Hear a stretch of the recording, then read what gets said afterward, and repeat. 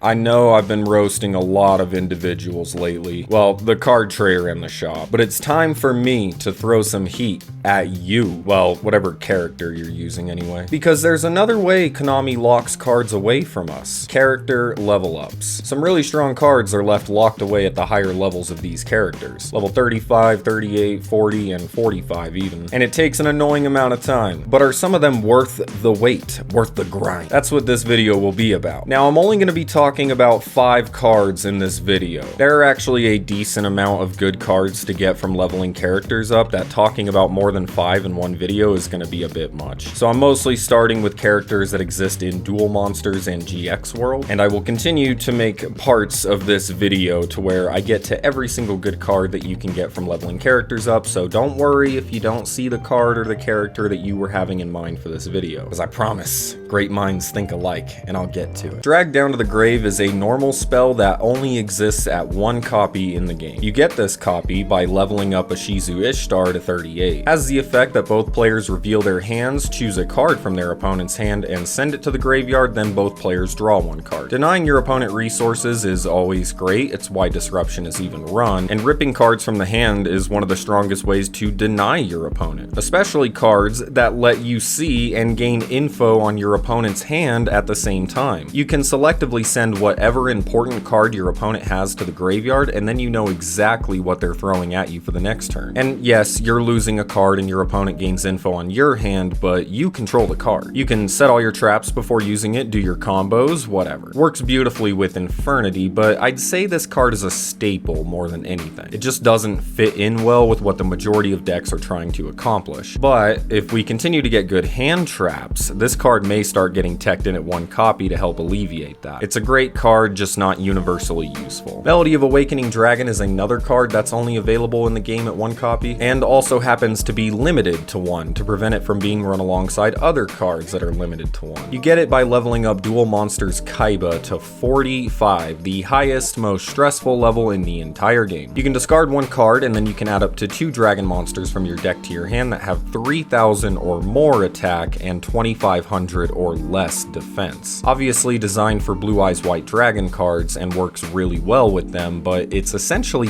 banned from Blue Eyes since their boss monster Azure Eye Silver Dragon is also limited to 1. But it also searches out Chaos Dragon Levianeer and Odd Eyes Advanced Dragon, 2 more very powerful cards. This card has had a lot more historical than present success. The ban list has whittled down its power level, and it'd certainly be one of the most played cards in the game if we just had a different ban list right now. So I would maybe get it while you can, and then it can return to its full potential in the future. The Regulation of the Tribe is easily the worst card I'm going to talk about in this episode, but it's a very innocuous card, so I wanted to talk about it. Another one of in the game, declare 1 type of monster. Monsters of the declared type cannot attack. Tribute 1 monster on your side of the field during each of your standby phases, and if you do not, this card is destroyed. This is one of those use it for 1 turn type of continuous traps. Tributing a monster to keep it on the field may occasionally be the better option, but more often than not, it's not worth it. Now, a lot of decks share 1 monster type, the majority of them, so this card can usually save you 1 turn, assuming it doesn't get Cosmic Cycloned into Digimon or something. It's frail, it's specific, but can buy you another turn, just not as reliably as Kite-Roid, so just a little staple to note. Fossil Dig is yet another one of card that is obtainable through Rex Raptor at level 40. Normal spell that simply searches any level 6 or lower dinosaur monster from your deck to your hand, and at its honest core, it's a Miscellaneousaurus searcher, the best dinosaur monster in Duel Links, but always sees play alongside it, even in some Tech Genesis builds that use Miscellaneousaurus to summon Booster Raptor from the deck. There's also a lot of good dinosaur support that we don't have, but as they get better and we get this support, this card gets better. This is a preemptive card to get more than anything, so that when Soul Eating Oviraptor and Ultimate Conductor Tyranno come to mess this bitch up,